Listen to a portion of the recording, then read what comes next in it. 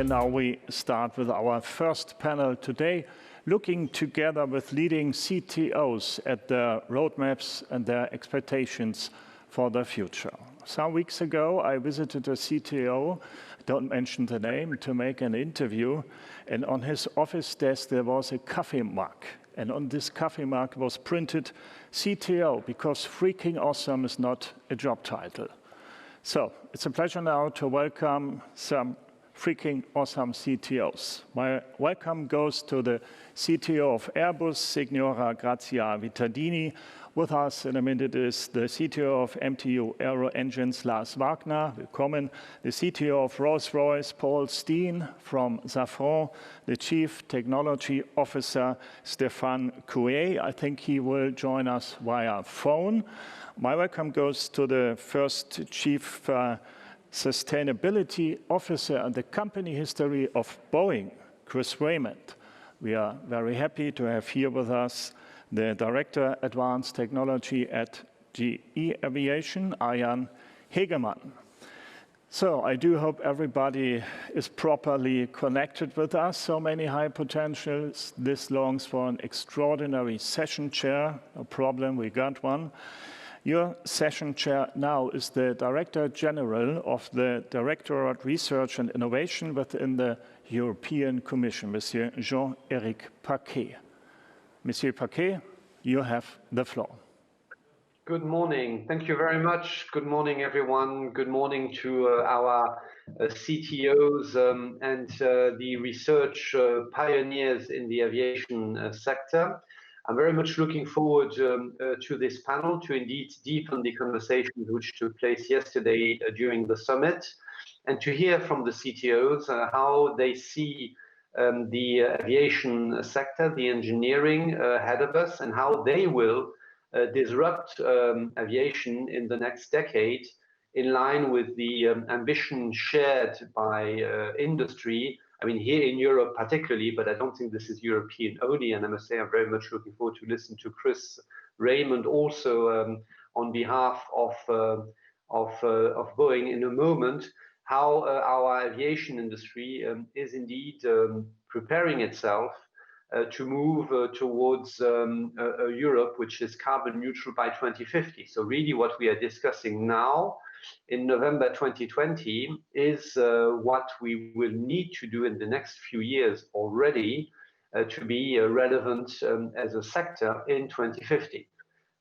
Development times for your aircraft are many years, and then market deployment is of course also a long-term process, which is why the discussion here in Europe with Grazia, with Stéphane, and with many others is of course how will European planes become more efficient? How will the European system become?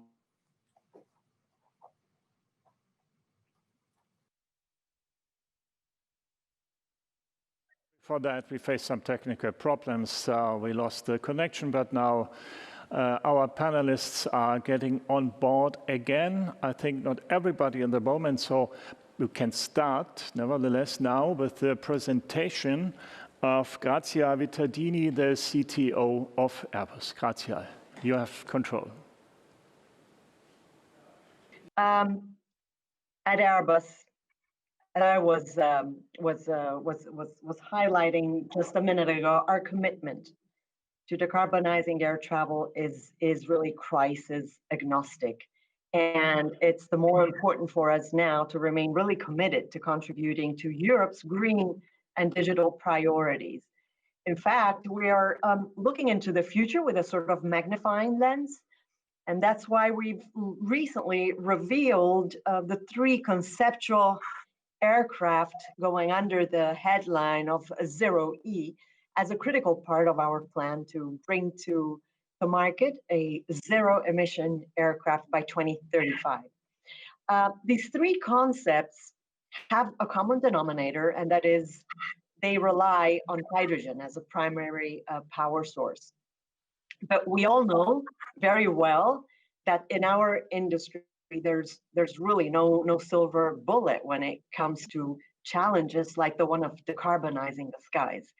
That's why we need to continue acting on multiple technology pathways, and we really need to act in unison. Pressing ahead, for instance, with the production and uptake of sustainable aviation fuel, well, that will be essential, just like our need to draw upon all what we've learned from exploring electric flight, for instance, right? So our ambitious zero emission timeline means very tangibly that we're going to have to already start selecting specific technologies by 2025. Now, that's a short timeline. And again, a technology we've long found promising is hydrogen. Why hydrogen? You may ask. Well, hydrogen has emerged as a game changer in terms of alternative to fossil fuel, because it ticks some very interesting boxes. It emits no CO2 when we burn it. We have water and vapor as most significant byproducts. Hydrogen is safe, it's lightweight, it's storable as compressed gas or liquid. That's what we're looking into in more detail. It has a high energy density, almost 3 times better than jet fuel, with the potential to indeed drive future competitiveness. Now we see different uses for hydrogen. Again, hydrogen can be combusted through modified gas turbine engines. It can be converted into electrical power, for example, using fuel cells. And again, this will be very important, especially on the short term. It can be used to create synthetic fuels with electric energy.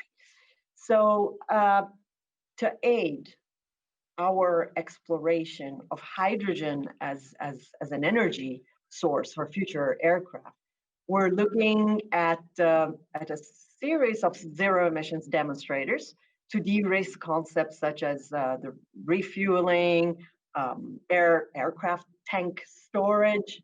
That's quite a challenge because yes, energy density of hydrogen 3 times better than kerosene, but it's 4 times the volume. And let's not forget, of course, distribution of hydrogen on an aircraft. However, just as with every other technology, a global transition such as this one would require a total rethink of many elements of our aviation ecosystem, which is pretty intricate. We're going to need to see also a technical redesign of an aircraft. And just as importantly, we're going to need to spearhead a united front, focusing resources and stakeholders across the industry, the research institutions we work with, the political arena. Many of us were represented at this year's Aero Days. That is the only way to fully reap the sheer benefit that this technology pathway, among other very promising ones, could bring.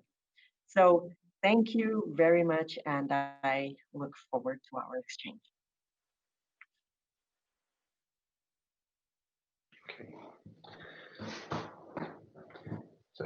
So looks like I'm on again. Grazia, thank you very much for this very exciting presentation with indeed the perspective of a very different aircraft in Europe, at least, coming along. Let's move now to Lars Wagner for MTU Aero Engine. Lars, over to you. Thank you very much, Jean-Eric, and hello to everyone. Indeed, MTU has accepted the challenge to come up with engine technologies that significantly reduce emissions mid to long term, if not eliminate on the way to zero E. As you can see in our chart, this is our so-called leading technology roadmap. You see in the upper part the gas turbine focus, in the lower part the electric propulsion focus, and around that our view on the technological maturity, and on the right-hand side the applications and also timeline. To start with the gas turbine, we actually do believe there is a future for a super efficient gas turbine, especially when it comes to long-distance flights or large aircraft. Depending on the entry into service, you see either evolutionary development of our current geared turbofan family, or below that, the revolutionary technologies that are in the pipeline. And I give you some example. We do believe actually on the evolutionary side, until the end of this decade, we can reduce our SFC and hence the emissions by another 10%-ish. And if it comes to revolutionary concept, we believe there's even 20% on top of that, making it 30% less fuel burn compared to today's turbofan family. But also the revolutionary design is also addressing other emissions, i.e., I said CO2 obviously, but also the NOx and also the contrails, hence the water. Both of these concepts are able to work to burn SAF or hydrogen, which is, as Grazia said, the fuel of probably the fuel of tomorrow's aviation industry. However, until we get there, with all the constraints we see currently in the infrastructure, let it be the airport or the fuel system that Grazia also mentioned in the aircraft, we urgently do need SAF as a bridging technology, and also for large aircraft, as I personally do not see solutions so far for using hydrogens on long-haul flights. In the bottom part, on the electric propulsion side, we see some parallel hybrid electric concept that are used for enabling technologies. We see some batteries on the horizon that we see only feasible for, let's say, urban mobility and very short range, very short aircraft. But our focus indeed goes on the flying fuel cell, which is the most promising concept for smaller aircraft up to 80 to 100 passengers. And first demonstrators in the, let's say, 20 pax range might be able to take off as soon as 2023. So all of that in a nutshell, we actually believe this roadmap answers many questions about sustainability in aviation, and if we implement it successfully, could lead to a very prosperous future in our industry. Thank you very much. Wow. I mean, Lars, this was really a compact presentation. Thank you very much. Congratulations. Much appreciated. Before we move to the next speaker, Lars, can you maybe just stay one second? Because I would have one comment and maybe question back to you, which is the efficiency gains which you are seeing as distinctly possible on the gas turbine. 10, 20 plus percentage points is, of course, from an engineering point of view, pretty spectacular. And of course, a testimony to the scientific research and development capacities of MTU. But given the growth path of air travel, which would resume after the pandemic, there is, of course, a real challenge if we don't have real disruption beyond these amazing efficiency gains. So we are banking, of course, on clean gas, no doubt. But don't you think that we will need more disruption also, as Grazia developed in her presentation? Last, back to you. First of all, thank you, Jean-Eric. I believe 30% reduction is a tremendous result in terms of revolutionary design. And as I mentioned, both of these concepts will be able to burn hydrogen as it is. And if you ask me, a 30% fuel consumption is beneficial to whatever fuel you're putting at the end into that engine.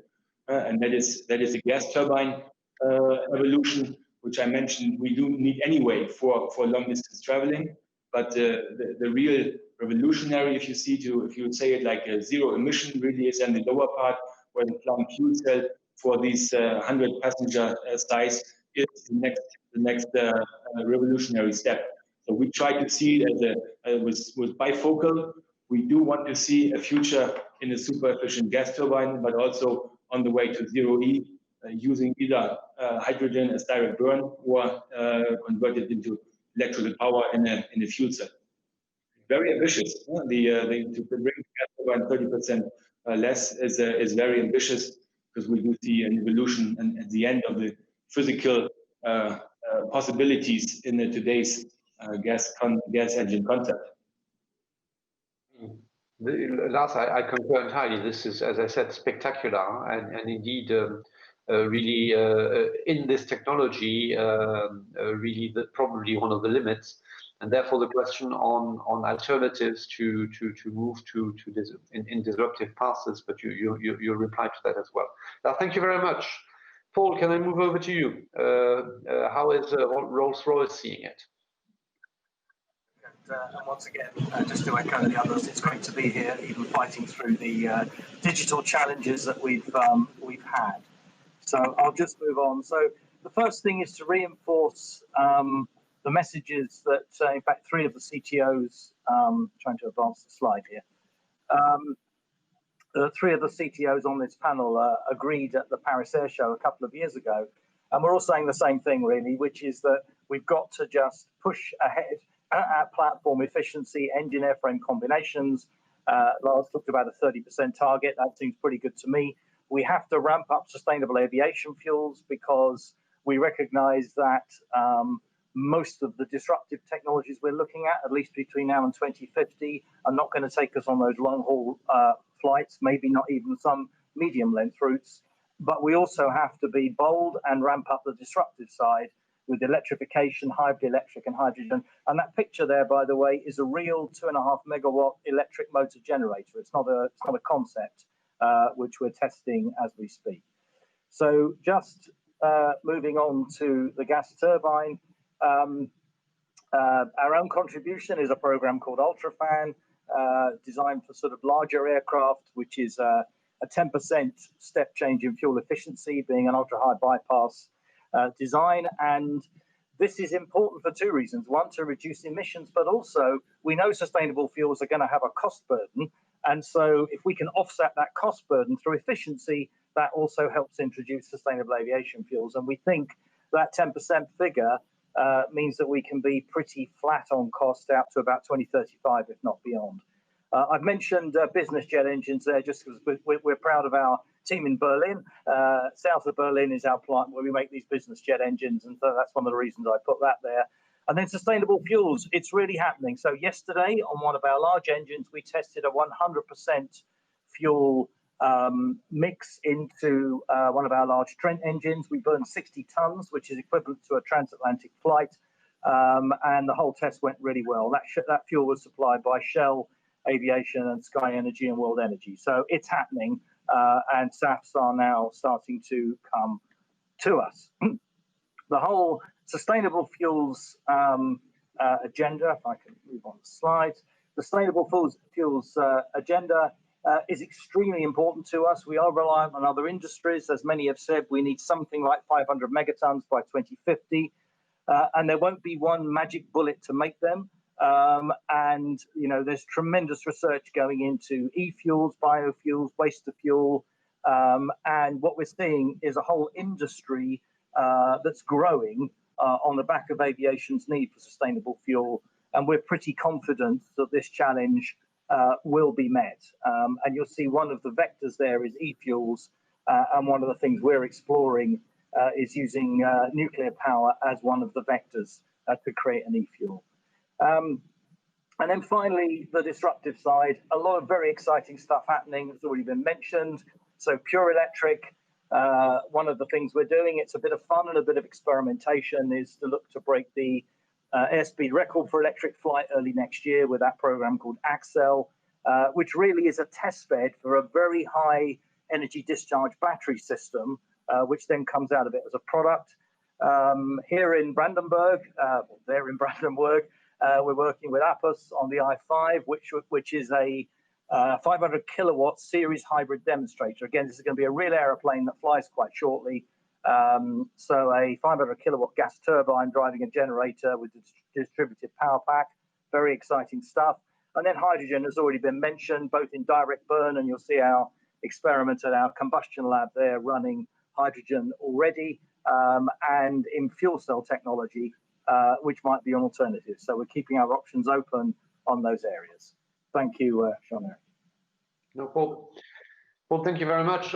Maybe a question also back to you before we move on. You implicitly underlined the challenge of competing for these clean fuels. They will not just serve the aviation industry.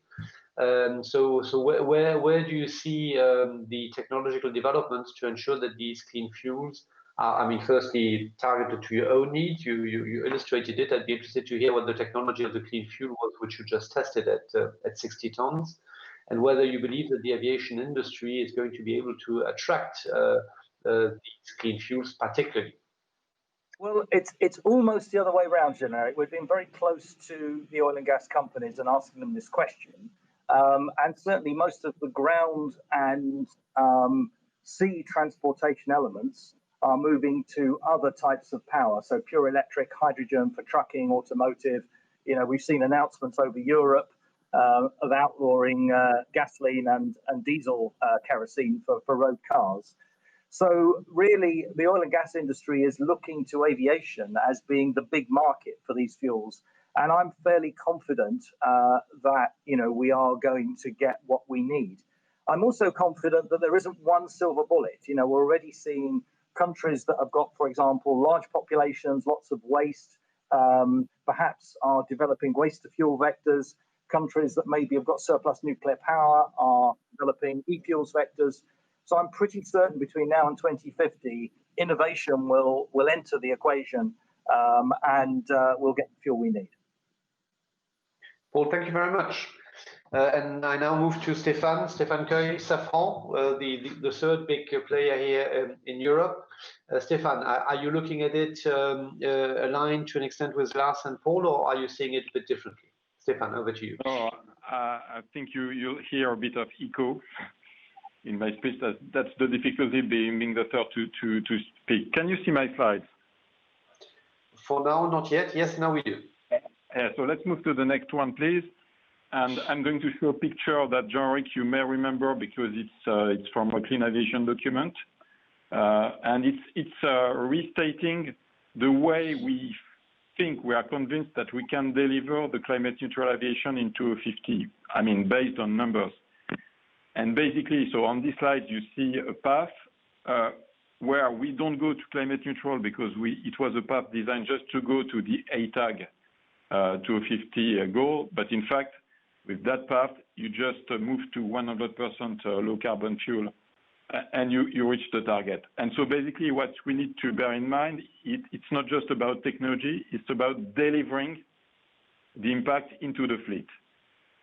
Two main levers. One is efficiency. As said, we need to reduce the energy consumption of the aircraft, so basically the fuel burn, as much as possible, because it's going to be reducing the cost, the challenges of availability of the main other lever, which is to replace fully by 2050 kerosene by a zero or very low carbon emission fuel.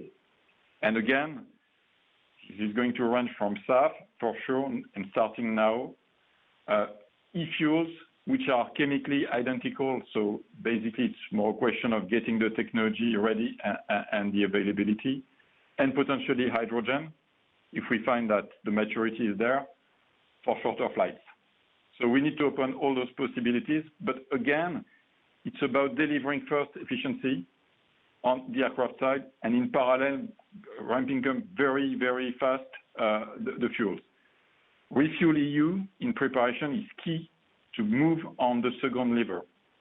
And the research programs such as Clean Aviation are going to be key to deliver the efficiency and the readiness of the aircraft to use those fuels. Now there is a question of timing. As you said, Jean-Ric, it's a question on when are we ready? And we need to take into account the rollout of new technologies into the fleet. It's not going to be done the day we are ready. We know it's going to take about 15 years to replace completely the fleet by a new aircraft. So taking that into account, if you look at 2015, you need to plan backwards. And what we find is we need to be ready with an extremely ambitious next generation of aircraft by 2035. And that's typically the objective we are pursuing for Clean Aviation, being ready at technology level to be on the market by 2035 of an ultra-efficient aircraft, able to burn the mix of fuels will be needed to reach the 2050 goal.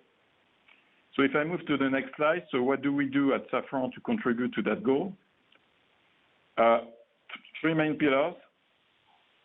First of all, the priority is really to deliver the impact it's large aircraft, so short, medium range, A320, 737, long range, because they are responsible for 99% of emissions. So that's where we need to be strong. And it's next generation of ultra-efficient aircraft. Typically, we are developing technologies to be compatible with between 230 and 235, minus 30% fuel burn on the new aircraft, replacing the current single aisle. The key elements of that is, first of all, the engine. We are looking at ultra-efficient configurations, building on technologies developed on research programs in Europe. You see one configuration here, which are going to be 15 to 20% more efficient than the current generation, which is a huge challenge, and we need to go to disruptive configuration to do that. We need also to contribute to the overall optimization of the aircraft. So energy on board, we are still working on e-taxi for the next generation, more electric aircraft, energy management, introducing fuel cells on board instead of APUs is an option. And finally, on all equipment, we need to make them much lighter, so 3D printing and other options, advanced materials are there for that, including the cabin, which is quite heavy.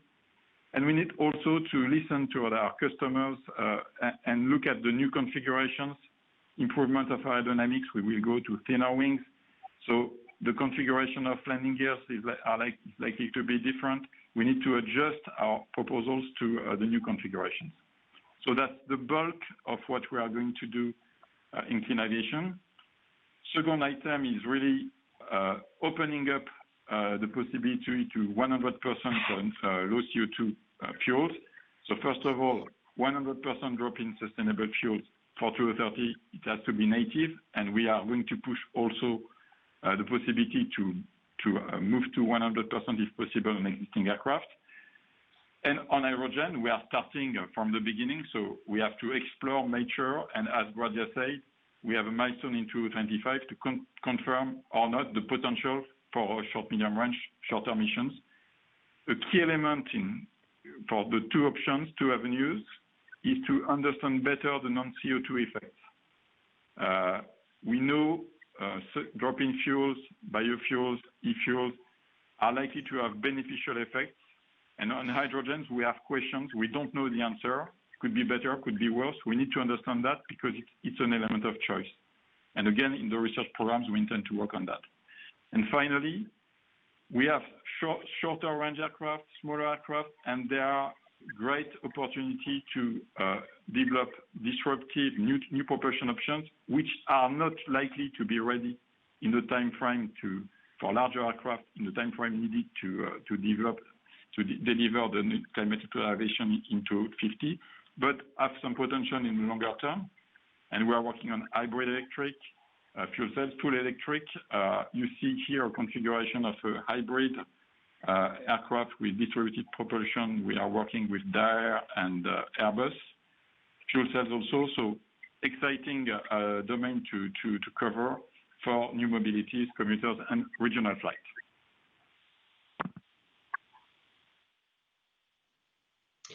Stéphane, thank you very much. Also for you, a feedback question immediately.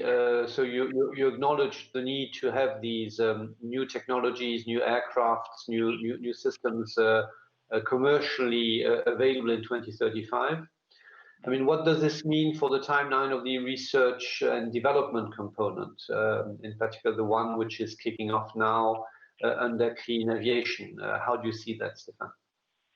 Basically, that means that we need to be at TRL 6 around 2027. So it's really the time frame of the clean aviation program. So clean aviation is really a key phase where we are going to make the choices and mature the technology so that just after the end of the program, or in the last years of the program, we are going to be able to launch new products.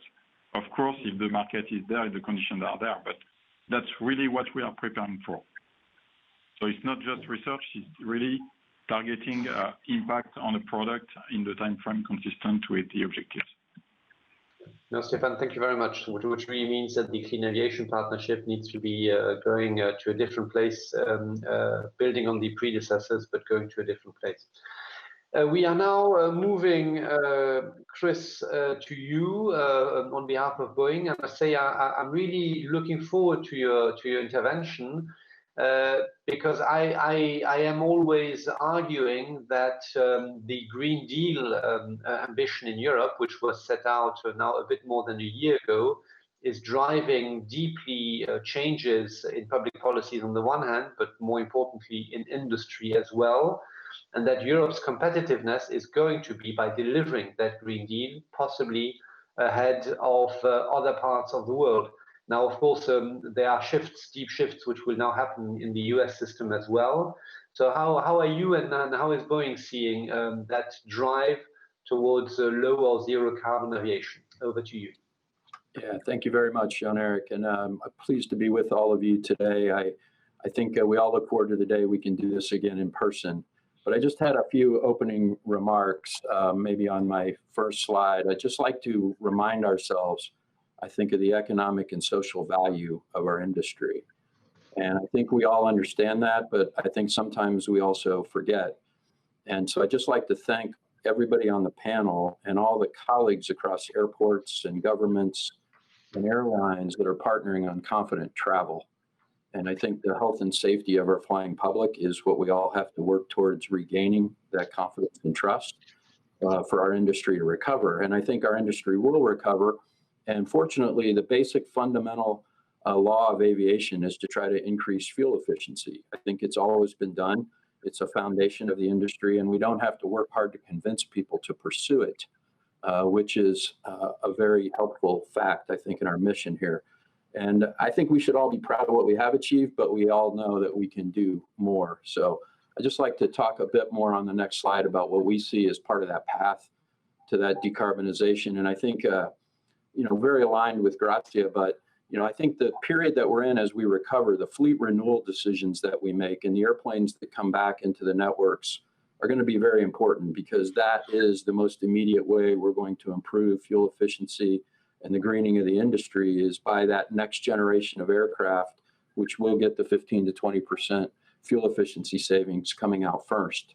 I think we will continue to work on the operational efficiency items, air traffic management, real-time air traffic control, single engine taxi, some of these things that we're exploring with our airline partners, both on the ground and in the air, and demonstrating them actually on eco demonstrators. So I'd like to thank all of our airline partners that have worked with us on that program to actually implement and get outcomes for these sustainability improvements. And then, of course, new technology. It's been discussed here, I think, whether it's electric or whether it's hydrogen or whether it's lightweight structures. You see a picture there of the transonic truss-based wing program that we're working on with NASA and helping to fund with NASA. And then on the new technology side, I just point out on hydrogen, we have learned a lot. We first flew a hydrogen airplane in 2008. We actually did it again with hydrogen fuel cells on a 737 to provide part of the electrical power. And then on a couple of autonomous airplanes, we've actually flown multiple flights on a hydrogen engine that was powered by liquid hydrogen, and it was a combustion engine partnered up with actually a truck engine system. And then we actually produced green hydrogen using the solar cells that we use on our satellites. And we produced green hydrogen and then canistered that and pressurized that and flew autonomous vehicles. But as Grazia said, we've learned a lot through those processes, and we have to now study whether they can be scaled up, where do they apply in the aviation family of aircraft, and what are the systemic or infrastructure issues that we have to achieve breakthroughs on. And we know that's going to take time. And so in our view, we think of this as in terms of two timelines. One is these breakthroughs that have to occur. Nobody on this panel wants to introduce something that takes a step backwards on safety. So the global certification system that we've established together and long benefited from in this industry, we must make sure that we're as safe or safer as we introduce these new technologies. And then finally, like most of my colleagues here, we really do believe sustainable aviation fuel is a path on the next chart and last chart. And I think we can be hopeful, actually, that there's plenty of people in the pipeline, 14, 15, 20. I was on the call last Friday with a colleague from France who said that some of the pipeline of opportunities that you've helped generate there are actually coming to fore now. And so if we can get the industry to get to 2% or so of the fuel demand, then I think we will start to see these economic issues melt away between the differences in the fuel. And frankly, we're at a great time right now. As the industry recovers, governments are figuring out economic stimulus, what we need to do to bring back jobs and invest in infrastructure. And I'm very hopeful that in that cauldron, we'll actually see the combination of investments and regulation and incentives that can help start to really scale this, because we used to wonder if it could be done. None of us wonder if it can be done. We flew an airplane on 100% sustainable aviation fuel in 2018 on the eco demonstrator. We know it can be done. My engine colleagues have said it can be done.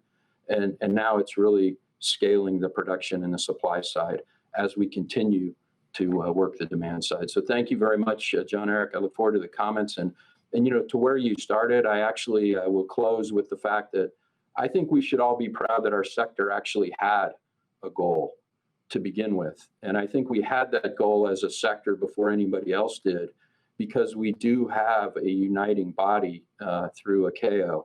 And so I am hopeful that as the pressures of decarbonization cause economies and governments to transition to net zero, we have a hopeful forum I think we can work through for that long-term objective, unlike some industries who don't really have that convening body or that way to get a level playing field across the world. So very hopeful. Thank you very much. Look forward to any questions.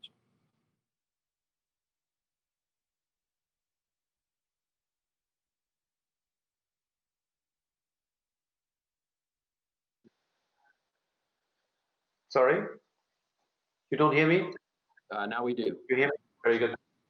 Good. Chris, what you have seen from your European colleagues is that both the regulatory pressure, the political pressure, but also the pressure from consumers and society is really increasing, constantly, and really pushing Europeans with very concrete roadmaps already. You heard Stéphane and Grazia speaking of a low emission or zero emission range of aircraft by 2035. Is this a timeline with which you are considering as well? I don't think we have a view that we can make all the other breakthroughs. I think Grazia and Guillaume have said it well, that the aircraft is under manufacturer's control, right? So in terms of how fast we could scale structures or the propulsion systems, perhaps that's under our control. But there's a lot of other breakthroughs in the infrastructure, the safety and certification standards. And so it's much more than just the airplane. I think it's, I've watched as so many companies have sought to build an electric vehicle. And as we, I think, have seen in aviation, it's not just the act of building a small electric vehicle or an urban air taxi, it's the air traffic control systems that we have to worry about and how that integrates with the larger aviation system. So I think some of these breakthroughs actually are on a longer timeline than perhaps just the airplane itself. And so I agree with Grazia, there's no silver bullet. We're going to have a portfolio of solutions, and it doesn't start until you take the first step. So I think we all agree that we can't wait for some of those breakthroughs. We have to work the sustainable aviation fuel production now. Thank you, Chris. Thank you very much. Can I now move to GE Aviation with Arjan Hegeman? Arjan, over to you.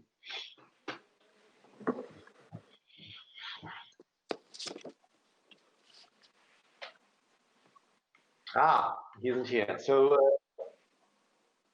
yes, Sergey, Chernyshev, you're the chairman of IFAR, and of course, another aviation engineering powerhouse.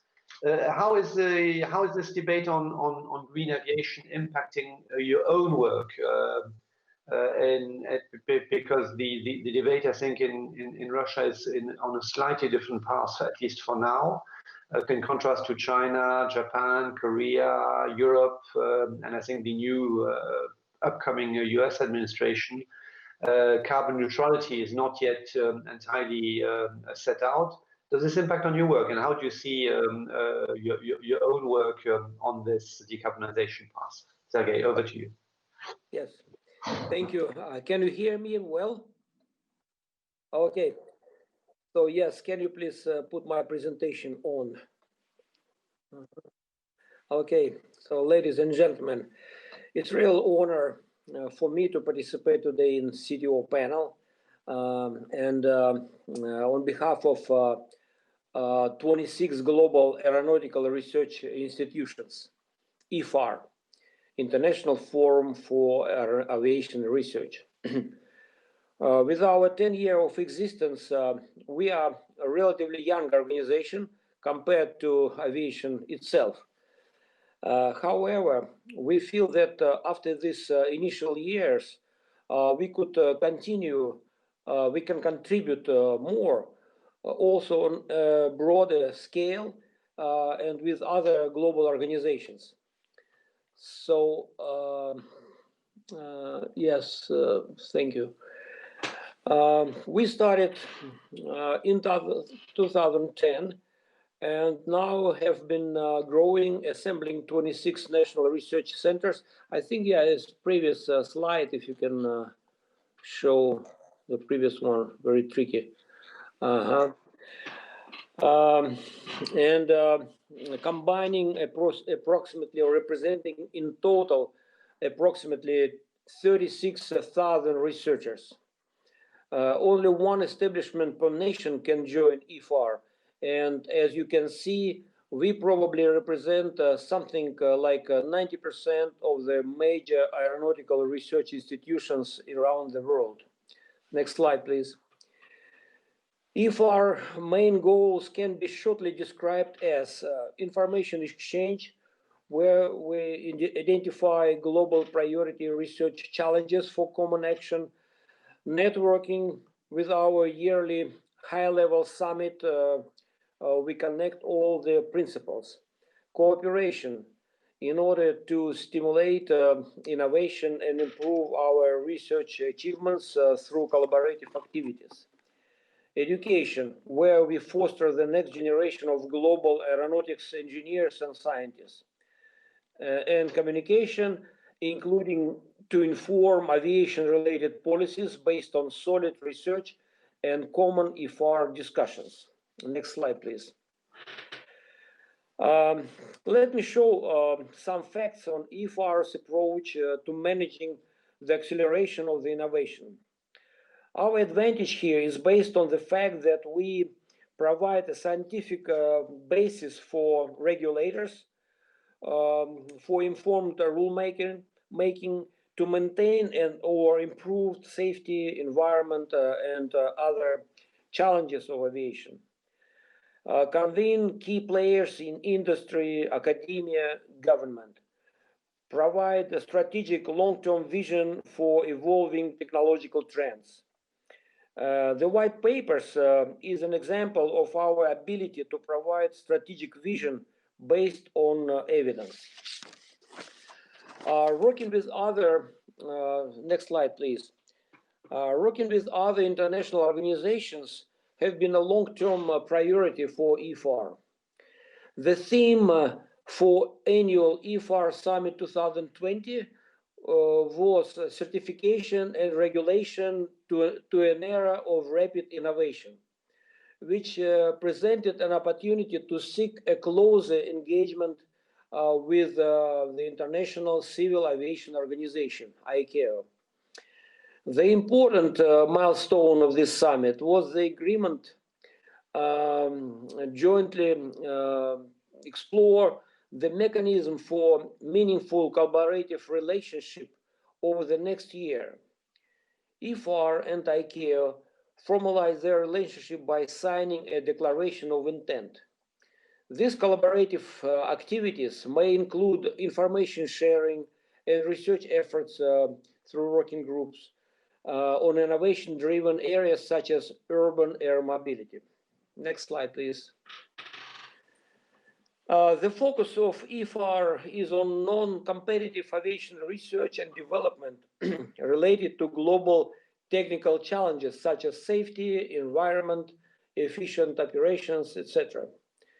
International cooperation in this area is one of the IFAR priorities.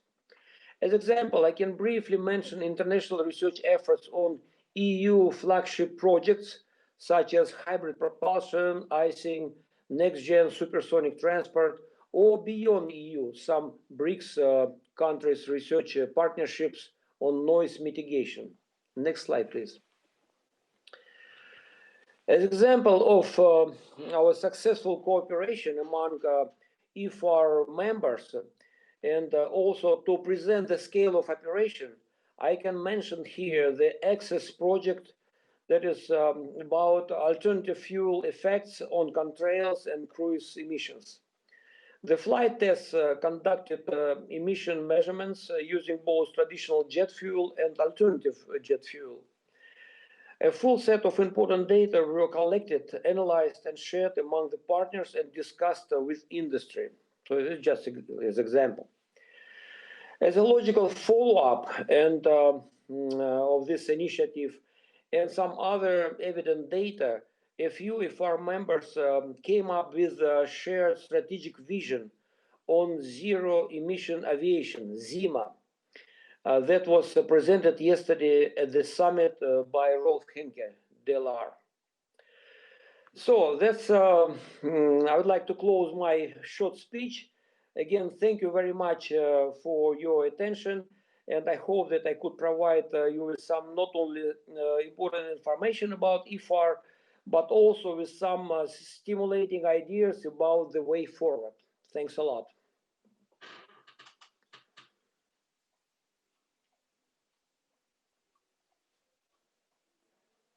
Hello?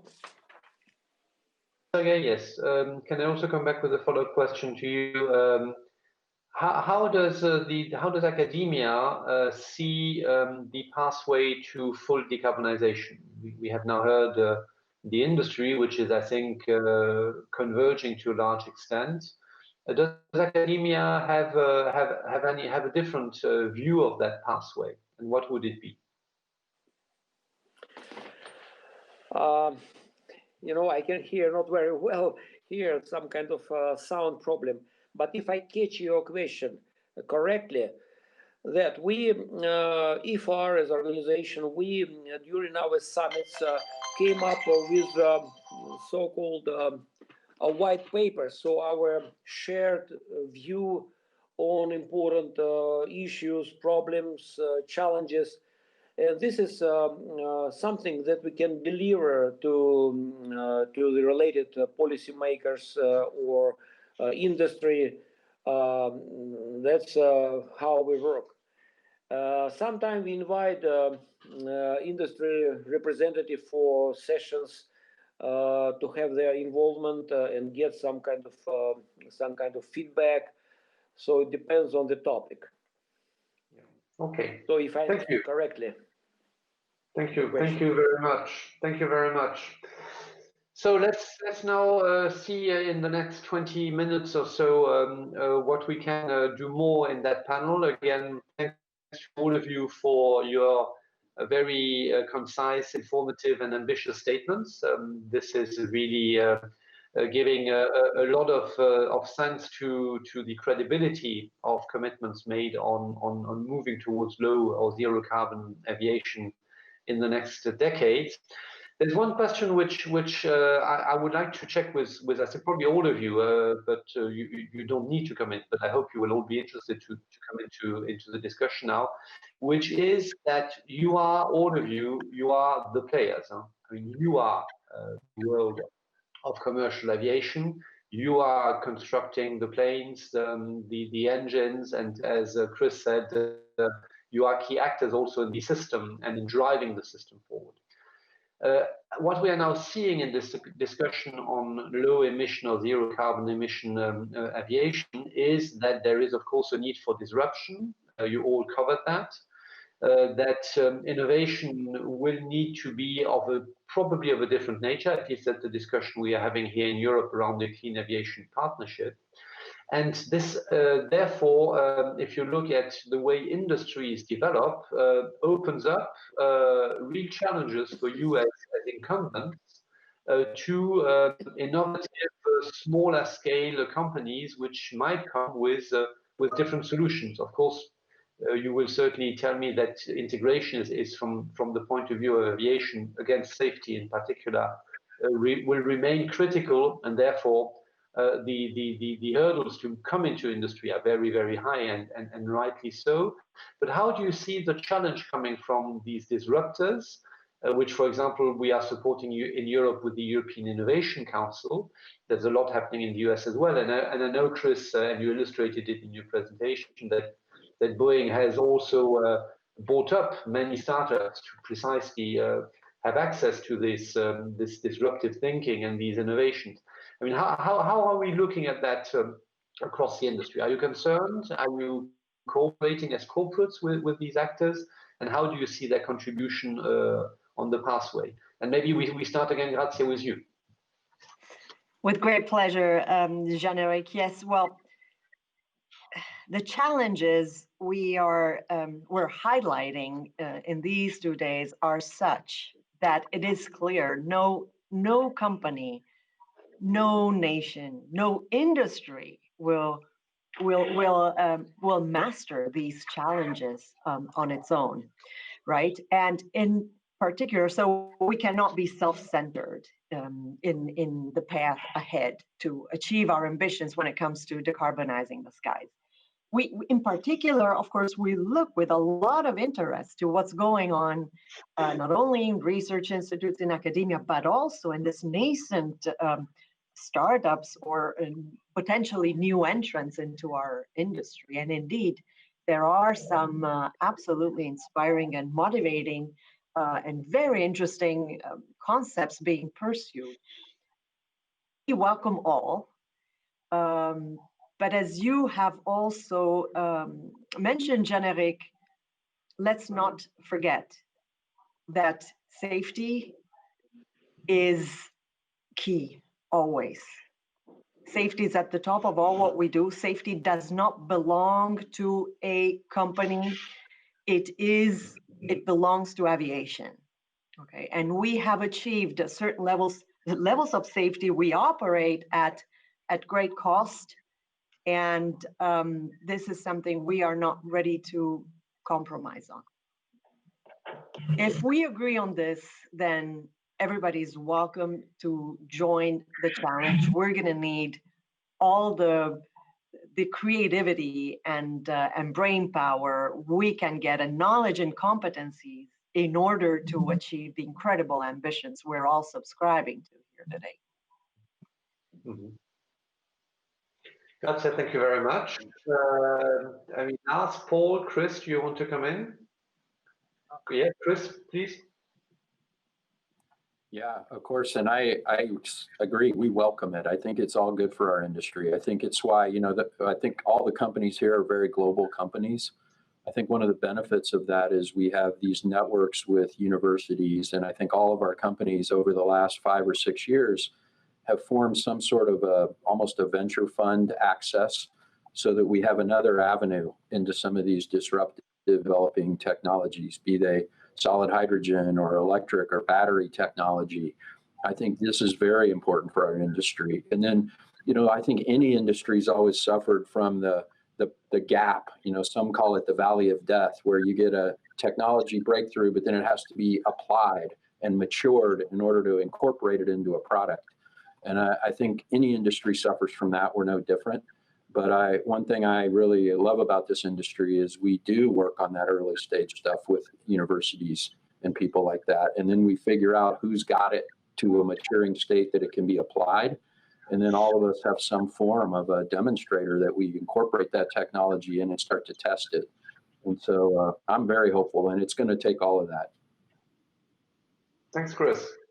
Yes, Paul, you want to come in as well? Please go ahead. Yes, I'll certainly add to Grazia and Chris's points. I mean, firstly, I think we all know that aviation works really well as an ecosystem with academia, with small companies, big companies, the regulator and the funding bodies all working together. And I think one of the things we've done pretty well, perhaps better than other industries, is have a kind of common goal to why we all work together. And I think that's really helped us in the past, and it will help us in the future. The second point is really coming back to Grazia's point.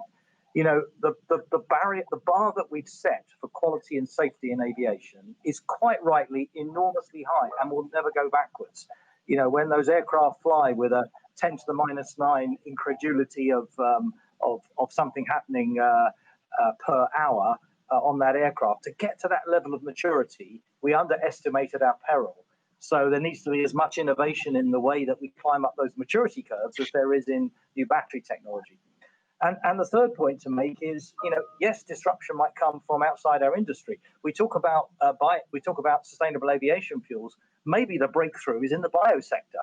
Somebody growing a new synthetic biology plant that kind of produces, you know, so much biofuel that we don't know what to do with it. Or maybe it's in the battery sector, from the automotive sector, that might come up with some new battery chemistry we haven't thought of. So at this time of this third generation of aviation, it's so important that we sort of outreach into these industries and don't just sort of stovepipe ourselves in aviation. Yeah. No, Paul, thanks a lot. Lars, you want to come in as well? Yeah, Lars? I do support everything what's being said. I just want to highlight that I actually anticipate more competition in the world of engine OEMs. Just to mention, when we think about disruptive evolution, and we think about, you know, electric propulsion, we think about fuel cells, there are other industries and countries and nations who are advanced as well in terms of fuel cell and electric propulsion. And the step to bring it towards aviation is probably the safety and the certification aspects. But I guess you do need to have 80 or 100 years of experience for a gas turbine development. You know what our engineers can do since they started school, since they started university, and with electricity, it's a different game. So I guess we need to prepare ourselves for greater competition, which makes it interesting, and it's beneficial for us all. As you said, Chris and Grazia, and also Paul, we embrace that, but it is a question of competition in our sector. Yeah. Now, Lars, thanks a lot for this last comment. And indeed, do you see, Lars and Paul? I mean, I think Stéphane is not with us anymore. But do you see a bit of a risk that I mean, your DNA, which is your outstanding engineering achievements on the gas turbine, might lock you into that technology against these developments? Jean-Eric, if you may, I'm still online. It's just not very easy to interact with the video. Can you hear me? Sorry, who was not speaking? It's Stéphane. So Paul, you will start, and then Stéphane. Paul, please. Okay. So Jean-Eric, your point is well made, but actually we found it cuts both ways. I showed you a model of a 2.5 megawatt electric motor that we've created for electric aviation, and actually we found that aviation experience and rigor and attention to power to weight and attention to safety has actually let us get an edge over what we've seen in automotive. So actually in aviation, we should be proud of our engineering achievements and realize it actually works both ways. We can actually help other industries as well. But it's also true that there have been other innovations. I suspect if there's innovation in battery technology, I suspect it's going to come from outside aviation, and we'll have to bring it into aviation. So it's a two-way street, Jean-Eric. Great. Stéphane.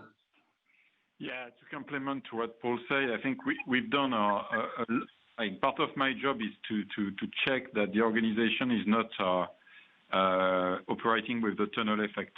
So a lot of the actions we've taken in the last 5 to 10 years is really to open up even more to the outside world. So startups, they are customers, they are technology providers, but also other sectors, and not just for what they can bring in our overall chain, like energy, of course. But to give you an example, we do have now we started probably in 2014 a strong collaboration with the automotive industry, with Valeo. And what we could find is we have technology bricks which can be complementary. And so what we do is we don't exchange any money, we exchange technologies. And it's been extremely fruitful on electrical systems, on autonomous systems, on electronics. We always find something we can give to the other. And so by doing so, we're getting value, but we're also teaching our people to look outside. Yeah, I mean, thanks, Stéphane. And indeed, at EU level, as we now will put in place the Clean Aviation Partnership, we will pay particular attention to have the deepest links with the hydrogen partnership in particular, the one on microelectronics as well, so that indeed we can work across industries. I understand we now have Arjan Hegeman is with us by phone. Arjan, are you here? You are. I don't hear you very well myself, but I hope the audience does. Arjan, maybe you need to speak closer to the micro, or our technical support needs to increase your level. Can you speak again, Arjan? I'm as close to my microphone as I can physically get. Can you hear me okay now? No, a little better. There's a bit of static noise, but we hear you at least, which is great. Arjan, I hope you followed the panel a little bit. Do you want to tell us a bit where GE stands in this drive and pathways to clean aviation? Arjan, over to you. Yeah, I would love to. We prepared one page with a couple of our milestones in the years ahead here for GE Aviation. So first of all, thank you to the Aero Days technical team working with me on the technical issues of getting connected. I think this is at this point the best way of doing it through the phone. Unfortunately, I did miss what I trust has been a most excellent discussion, so I apologize if there's any overlap with some of the things I'm going to share here with what has already been discussed. So at GE, we have over 100 years of innovation experience, and we traditionally, including our last product refresh, deliver about 10 to 15% performance improvement in our engines, which translates directly one-for-one to carbon emission reductions. So we spend about $1 billion annually on these efforts, the research and development efforts, and we are fully committed through our European research and design centers and our engineering centers to the Green Deal commitments. And I'll be sharing some of our breakthroughs. So I hope you can see the page.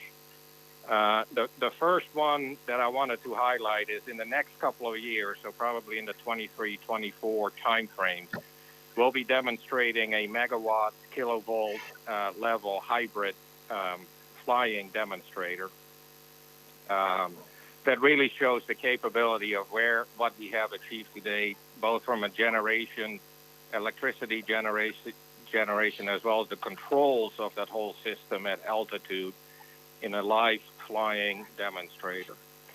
Several years after that, we anticipate a next generation propulsion demonstrator. Again, this will be a flight demonstrator where we plan to demonstrate 25% fewer emissions, so 25% emission efficiency improvements at about a 0.8 Mach speed, so suited for current narrow body type applications. With those technologies, clearly we're paving the way to distributed propulsion on an airframe, and it really depends on the airframer to partner with on how much power, electric power, do we extract from the fuel burning engines to either do boundary layer ingestion improvements or have distributed power across high lift wings. I'd like to highlight that these technologies that we're developing are fully compatible with sustainable aviation fuels and with hydrogen fuels. Clearly, both of these fuel options have a challenge in their capacity, in the upscaling of the production and having enough capacity for the airline industry. And the more efficient the propulsion is, clearly it reduces the burden on what that demand is going to be.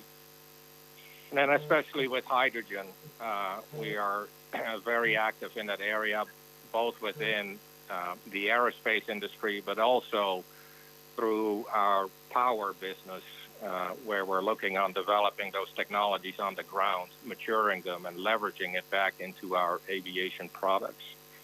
Hydrogen does not have as higher energy content per density, which means it's challenging to store on the aircraft and keep the wetted area of the aircraft itself to an acceptable level, or to keep the capacity for passengers and cargo on that aircraft to an acceptable level. So again, efficiency is the name of the game, reducing or extending the range of an aircraft for a given amount of hydrogen. For the availability level, clearly this is where governments can truly help as an industry and a whole supply chain in hydrogen and sustainable aviation fuels to truly ramp that up like we've never seen before on any type of fuel alternative in the past in different industries. So these timelines, we're fully committed to delivering that. Even during this very, very difficult year for the industry, we've continued our progress. But this year, it wasn't to the level that we had originally planned pre-COVID. So depending on how this recovery goes within our industry, these timelines are in jeopardy. And we are embracing and applauding all partnerships and collaborations. It becomes more and more important just as an industry to be able to get to our global commitments on fighting climate change. In the past, these public and private partnerships have allowed acceleration under Clean Sky, and again, our European engineering team has been fundamental in getting to our next generation technologies. The 25-27 timeline showing an open rotor engine with very compact core and hybrid implementation. The open rotor we've been working on since the late 80s, but it was never really feasible from an acoustics noise level perspective. Clean Sky really paved the way and accelerated all the research with us and our partners to basically solving that issue, going from a counter-rotating concept to a single fan concept with very special geometries optimized to now where we have shown in wind tunnel testing that we have sufficient margin to the acoustic certification requirements. So that really puts it back on the table as a feasible concept to demonstrate in a 25-27 timeline. Again, Clean Sky was just key in our ability to get there. So to close it out, GE really believes in a holistic global approach towards solving a global climate change problem. And we very much look forward to working across all governments, all research entities, and all of aviation to make sure that all of us get to where we need to get for a sustainable future. Thank you. Arjan, thank you very much. And it worked really well. We heard you perfectly, and thanks for the slide also. I think we're now moving to the end of the panel, so we have a few minutes left. I'd be quite interested to go through the panel to close and hear each of you, and I will probably do it now in reverse order. Sergey, I will start with you, if that is okay, and then finish with Grazia. If you could maybe wrap up yourselves in 30 seconds on what you heard, and with if you want as a question is, what would be your statement from what you've heard now to convince the public and maybe convince also your public partners that indeed the pathway is credible and that it can be delivered. And I'm saying this because I heard all of you on the efficiency path, which is going to be a big component of it. And you have demonstrated in the last 2 decades that you are spectacular in efficiency gains. So I have myself no doubt that you will deliver that and maybe more. But this needs to be combined, as I think you all said, also with disruption. And this is, of course, a bit more challenging for industries to be making available. So, Sergey, a few and not more than 30 seconds. Your take on the discussion, maybe against these comments, and then I will move to Chris. We'll deliver that and maybe more. But this needs to be combined, as I think said, also with disruption. This is, of course, a bit more challenging for industries to be making available. So, Sergey, not more than 30 seconds.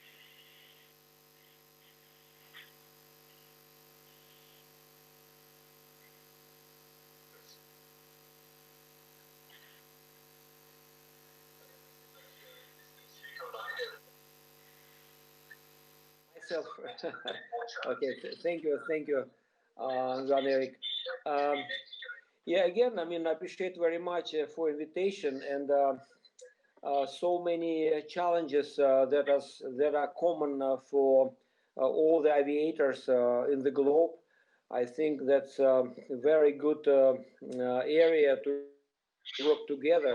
So IFAR as a communication platform, we are very strong staying for cooperation. So I think our joint efforts will help or contribute to address those challenges. And I remember, by the way, there was kind of maybe 10 years ago or so, another aviation summit when there was a session about alternative fuel, and everyone talked, of course, about biofuel and something like this. But first time I said, and I'm proud of it, that guys, let's talk about hydrogen, because hydrogen is something that is our future, will be our future. And today is in full scale. So I think this is one of the hottest topics that I'm sure all IFAR members supporting. And as I said already, yesterday there was published a declaration of zero emission by a few members of IFAR. So we would like to proceed doing it together with all players, you know, research organizations, universities, academia, government, industry, certainly. So that's what my probably last word. Thank you very much again. Colleagues, I apologize. We're now running out of time. So what I suggest is we are for Boeing and Grazia for Airbus to try to wrap it up. Can you in less than 30 seconds? Universities, academia, government. Yeah, good. Okay, very good. Yeah, first of all, I think shared global ambition is intensifying. I don't hear anybody setting aside R&D, and I think we should all be very hopeful and thankful for that. Even in the midst of a pandemic, you've heard everybody still investing R&D. And then I think the silver lining of the pandemic is it's expanded the definition of what safe, healthy air travel is all about. And also, final point, I think it's also shown us the importance of public-private partnerships, which must continue as we recover. Thank you. Chris, thank you very much. I hear a little bit of an echo. I hope it's for me only and not for everyone. So Grazia, the last word will be for you on behalf of the European industry. Grazia. What a privilege. Thank you. Yes. What I can conclude with is really to state again that we are convinced that carbon neutral aviation is achievable within our lifetime, and that this shared conviction remains unchanged even in a post-pandemic world. So we are ready to work together to make that happen. We know we take all the questions and skepticism around this ambition constructively. We do not forget that it's always impossible until you do it. So there's nothing anymore we can say to convince and demonstrate. It will be really step by step, milestone by milestone, to tangibly explore all what we've already articulated upon today. Failing at times, if we will not fail in our exploration, we will not be doing anything significantly different, and we will converge. And we count on you, Jean-Eric, to unlock all the means we will need to go along that very necessary route of exploration and convergence ahead of us. Gotcha. Thank you very much. I think that was a very nice ending. I don't want to add anything. Thanks a lot to all of you for this really exciting panel. A lot of insight, a lot of momentum. Best of luck to all of you, our European partners, of course, particularly the others as well, for global green aviation, where Europe, no doubt, will lead. And with that, back to our moderators. Thank you. Thank you very much, Chair. Thank you, Jean-Éric Paquet, and thanks to you, distinguished panelists. It was really fascinating to follow a really inspiring discussion. Ladies and gentlemen, sorry for the turbulences in the beginning, but then I think we faced a very smooth and interesting flight with the CTOs. It's time for a short break now here in the lecture hall, but you can meet now Paul Stein from Rolls-Royce in the meet and greet area to have a little chat with him. Or maybe what you think about a short ramble through the exhibition hall or the partner launch or visit the networking area. It's all on the website and it's worth to visit it. My dear colleague Connie will welcome you here in the lecture hall again at 12:45. And then the topic will be energy transition. See you then. Enjoy your break.